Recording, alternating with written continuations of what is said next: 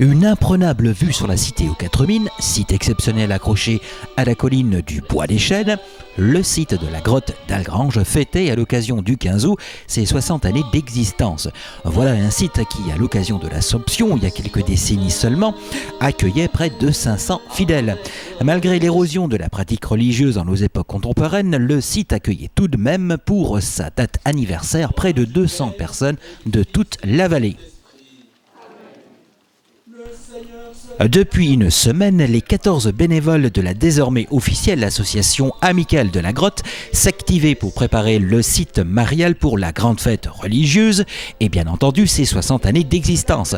Remontons donc le temps en des temps troublés que furent la Seconde Guerre mondiale, plus précisément en 1940 où l'origine de la grotte commence par un vœu.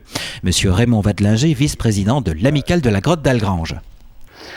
La grotte a été érigée en 1951, suite à l'appel de l'abbé Fay en 1940 devant les paroissiens qui avaient promis d'ériger une grotte style Notre-Dame de Lourdes si Algrange n'était pas bombardée.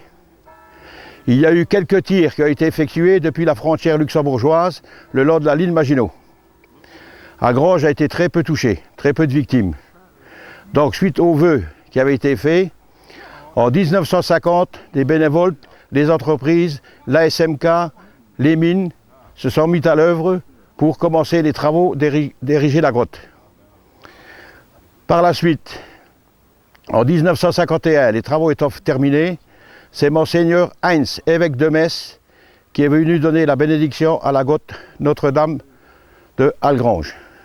Et à l'endroit de l'ancienne exploitation minière à ciel ouvert appartenant à la mine Bourbac, ils furent on ne peut plus nombreux à se rendre devant la statue de la Vierge, celle de Bernadette, toutes deux installées dans une niche rocheuse. Masse rocheuse où se trouvait d'ailleurs une ancienne entrée de mine. Les premières dizaines d'années, de 1951 à 1975, il y avait entre 400 et 500 fidèles qui venaient se recueillir à la grotte pour le 15 août. Aujourd'hui, il y a une défaillance, mais on compte quand même sur 200-250 personnes.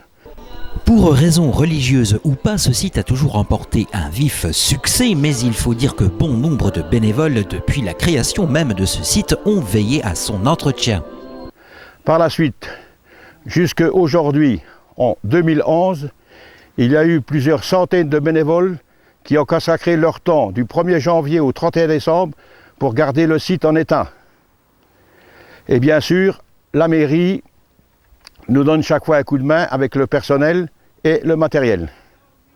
Aujourd'hui, nous avons aussi des bénévoles du conseil de fabrique qui nous donnent aussi un coup de main, c'est-à-dire qu'avec le conseil de fabrique, on travaille la main dans la main. Aussi, une fois par mois, les bénévoles se réunissent pour entretenir le site et le valoriser. Alors, les travaux de la grotte, qui consistent à venir, les 14 bénévoles, une fois par mois.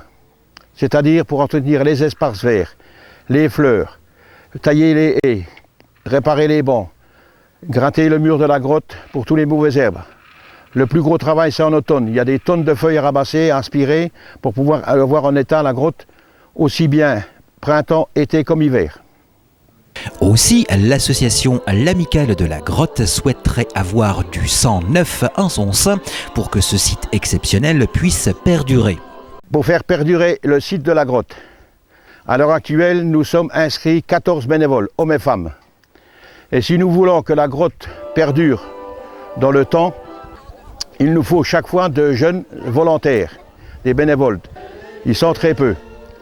La plupart de nos bénévoles sont des retraités. Et il y a peut-être 3 actifs. Bien sûr, chaque année, nous lançons un appel après la messe pour qu'il y ait des bénévoles qui viennent s'inscrire.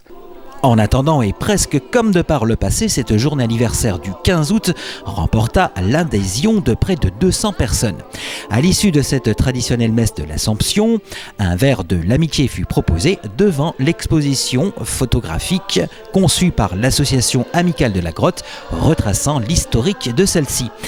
Et à propos d'histoire, en attendant la prochaine brochure en phase de création par M. Raymond Wadlinger, je vous conseille le blog de M. Roland Zeben, Algrange, son histoire, regard du passé, où l'histoire de la grotte est fort bien détaillée. En 1951, la vie était plus dure. Dans les mines et les usines, les hommes passaient jusqu'à des 16 heures au travail et trouvaient le temps de venir prier la Vierge Marie devant cette grotte. Aujourd'hui, je vous demande à tous de ne pas les oublier.